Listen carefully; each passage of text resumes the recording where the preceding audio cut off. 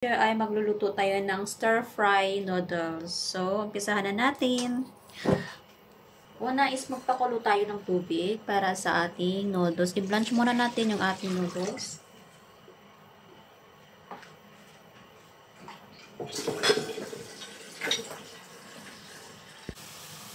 So, ayan na guys. Kumukulo na yung ating water. Maglagay tayo ng egg noodles. Ito, isa. Dalawang egg noodles. Kasi pag tatlo, hindi na natin maubos yan.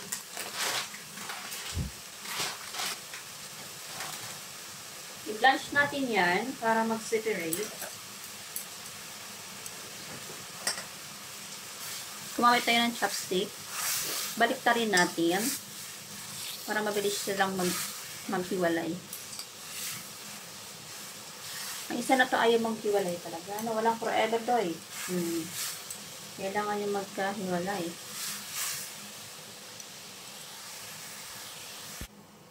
So, yan na guys. Naghiwalay na. So, kailangan natin dito i-drain.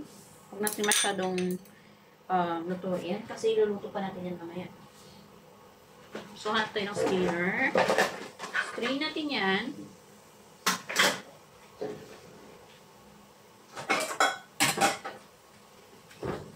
Strain ka muna ha. So, after natin mag-strain, gamitin natin ulit yung ating kawali.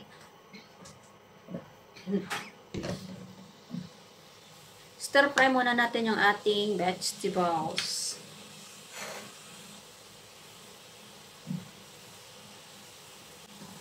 I-dry up lang natin to para mamaya paglagay natin ng cooking oil, hindi siya tatalsik sa ating mukha. Kasi kapag may tubig pa at naglagay ka ng mantika, tatasik yun sa mukha mo or sa mata mo. So, kailangan i-dry muna natin. Ayan, so pag nag-dry na, tsaka tayo maglagay na cooking oil. Ayan, spread lang natin ito. At i-fry na natin yung ating carrots. Unahin natin yung carrots, mamaya na yung bagu beans.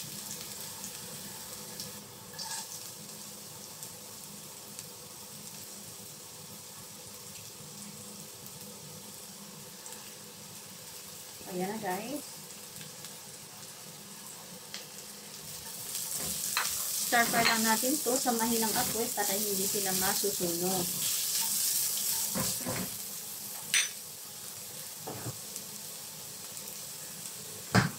Para may konting lasa ang ating vegetables, maglagay tayo ng chicken cubes. So, dapat may ano ako chicken powder. Kaso wala akong chicken powder, so nor chicken cubes na lang ilagay ko. Mga tatatag lasa lang naman yan. Lagay natin para may lasa yung ating stir fry na vegetables. So, sobrang laki. Kunin natin. Hiwain natin. Kunin natin to. Yan. Lagay natin mamaya sa... So, hiniwa ko lang yun.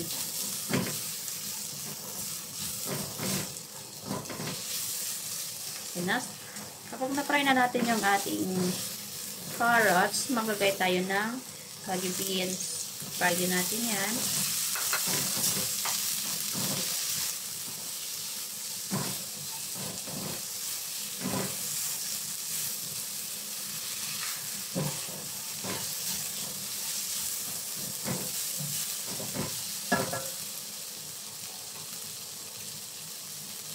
So, after natin maglagay ng bagu beans, sasaka natin lagay yung ating cabbage. Then,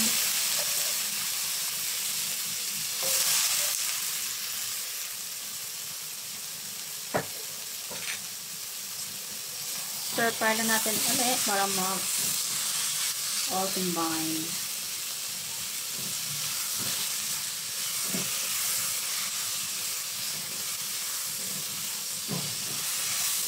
So, very dry. So, maglagay tayo ng konting tubig. Konti lang.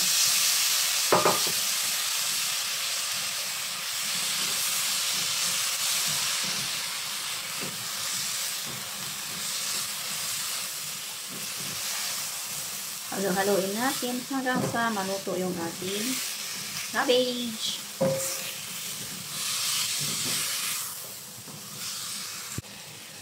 Ayan po, dahil okay na po yung ating cabbage, i-transfer na natin sa plate. Ay, naku, masipin ko isa. And then, back to apoy. Maglagay tayo ng konting cooking oil. Ayan, konti lang. Kapag mainit ng ating cooking oil, ilagay na natin yung ating baboy. Ayan. Fry lang natin.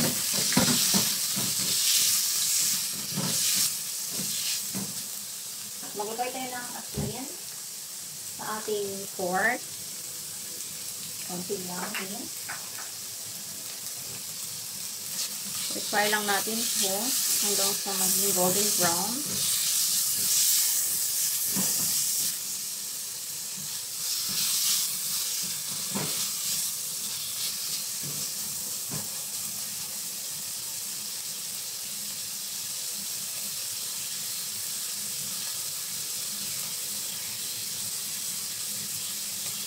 Then, haluin.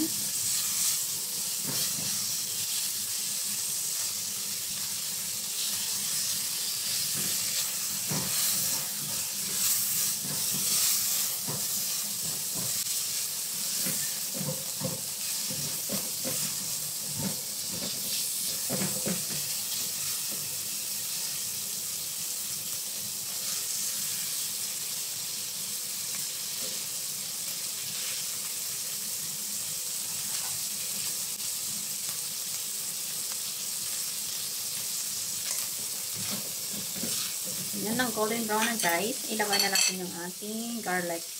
Kulang itong ingredients ko. Wala tayong shallot. Kung may shallot sa iyo, maglagay kayo ng shallot.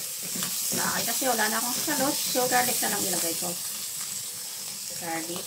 Yan. Fry natin yung garlic hanggang sa mag-aromatic.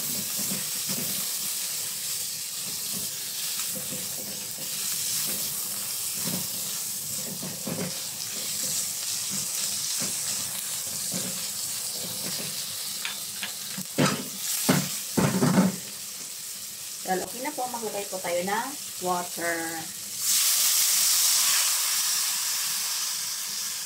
Yes, water. So, ganyan, pakuluan lang natin hanggang sa maluto yung ating pork. So, yan na guys, nag-reduce na ko yung ating water. So, mag-add tayo ng kaunting oyster sauce. Ayan, isang patak lang.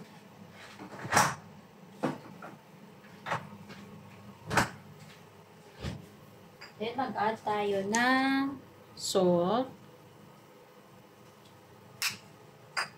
white pepper,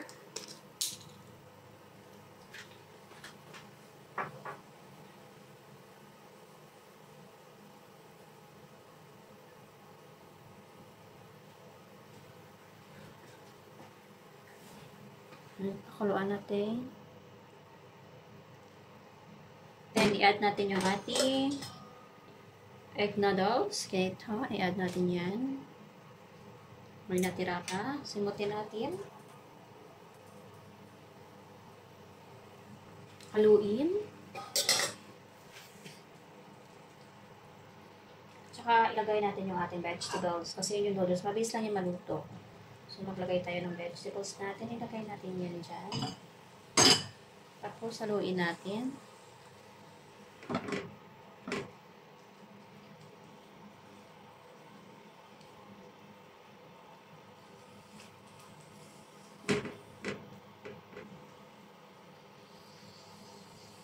Hayaan natin na sipsipin ang egg noodles, yung ating soup.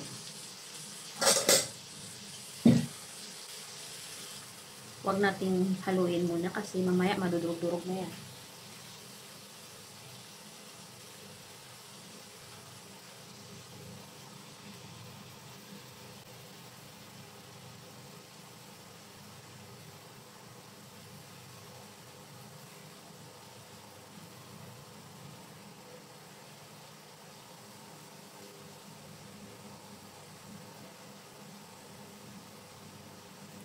Tapos, balik na rin natin para maluto naman yung sa kabila.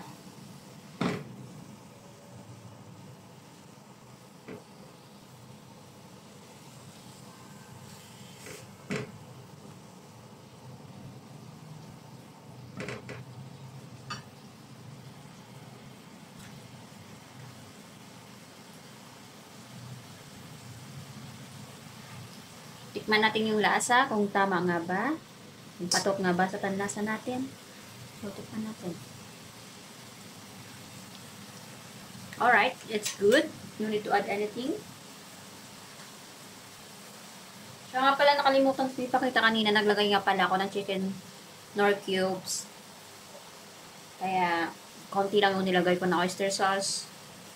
Tapos, konti rin yung salt, at saka yung ayun lang naman yung nilagay ko. I-absorb lang natin itong sabaw na to para mag-dry siya. Ayan.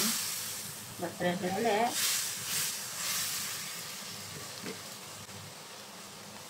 Kasi blanch natin kanina itong noodles na ito is uncooked. Ano lang.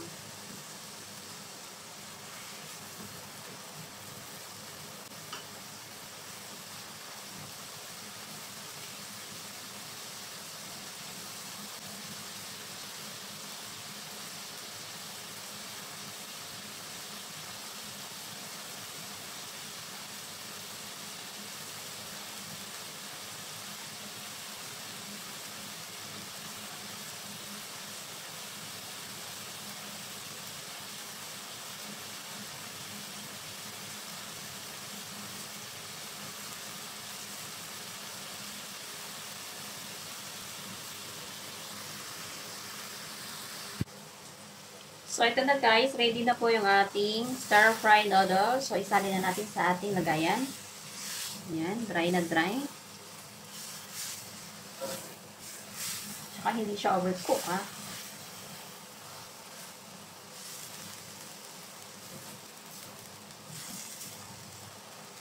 Sarap kasi kumain kapag dry na dry. Kapag sa ano naman, noodles na fresh, ay hindi ko talaga pinadry. Mas masarap yung may konting sauce. So, ayan na. Patayin natin yung apoy at i-transfer ulit sa ating lagayan. Dito. Makabigat. Tandaan lang. Madami pala ng garawang ano na yun.